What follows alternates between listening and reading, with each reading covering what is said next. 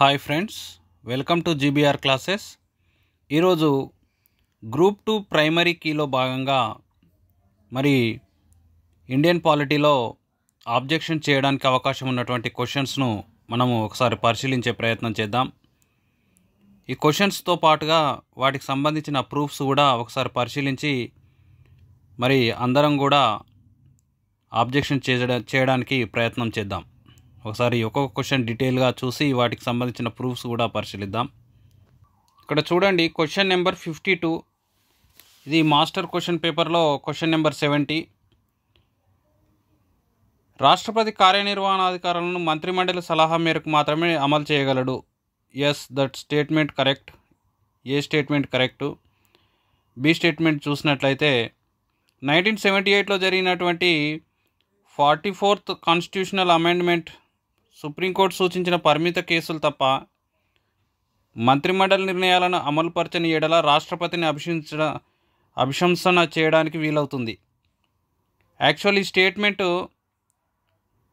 42వ రాజ్యాంగ సవరణ చట్టానికి సంబంధించింది. ఇక్కడ 44వ రాజ్యాంగ సవరణ చట్టం అని ఇచ్చిండు. సో బి స్టేట్మెంట్ అనేది రాంగ్. బట్ ఇక్కడ మనకు ప్రైమరీ కీలో ఆన్సర్ ఏమని ఇచ్చాడంటే ఏబి 2 స్టేట్మెంట్లు కూడా కరెక్ట్ అని ఇచ్చాడు. దీనికి సంబంధించి సోర్స్గా నేను డిస్క్రిప్షన్లో 42nd and 44th అమెండ్మెంట్లకు సంబంధించిన లింక్స్ నేను డిస్క్రిప్షన్లో లింక్ నేను ఇవ్వడం జరుగుతుంది. ఒకసారి చూసి ఆబ్జెక్షన్ చేయండి. మరి ఇక నెక్స్ట్ క్వశ్చన్కి వెళ్దాం. క్వశ్చన్ నెంబర్ 99 చూడండి. ఇక్కడ క్రింద ఇవ్వబడిన భారతదేశంలోని ఏ రాష్ట్రాలకు రాజ్యాంగంలోని 73వ రాజ్యాంగ సవరణ చట్టం వర్తించదని ఇచ్చిండు. ఇక్కడ ఆన్సర్ ఏమని ఇచ్చిండు అంటే ఓన్లీ ఏసీ మాత్రమే అని ఇచ్చిండు. ఇక్కడ చూడండి, ఇప్పుడు అరుణాచల్ కూడా వర్తించదు. ఇప్పుడు దానికి సంబంధించిన ప్రూఫ్ నేను లింక్ డిస్క్రిప్షన్లో పెడతాను. నాగాల్యాండ్, మేఘాలయ, మిజోరం, అరుణాచల్ ప్రదేశ్ మరియు డార్జిలింగ్లో పశ్చిమ బెంగాల్లోని డార్జిలింగ్, గూర్ఖా హిల్స్ ప్రాంతాలకు మరి ఈ చట్టం వర్తించదు.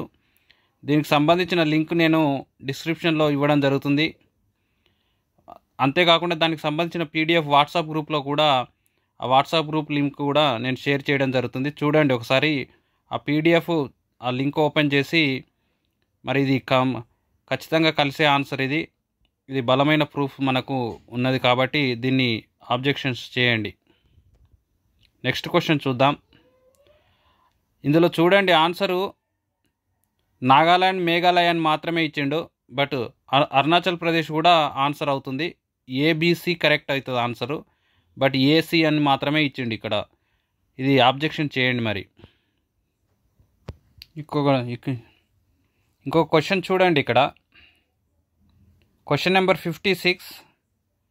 ఇది మాస్టర్ క్వశ్చన్ పేపర్లో question number 91. National mission for justice delivery and legal reforms 2011కు సంబంధించిన క్వశ్చన్ ఇది. ఆన్సర్ బీసీ అని ఇచ్చిండు.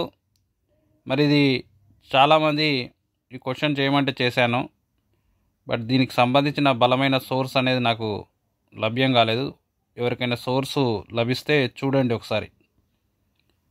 మిగతా 2 క్వశ్చన్కి సంబంధించిన లింక్స్ మాత్రం డిస్క్రిప్షన్లో పెడుతున్నాను. చూసి మరి ఆబ్జెక్షన్ చేయండి.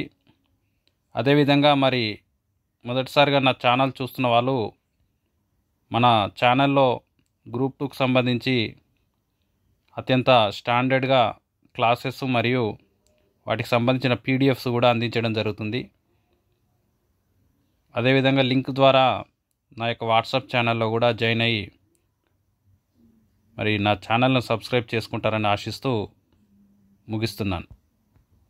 Okay, thank you friends. మరి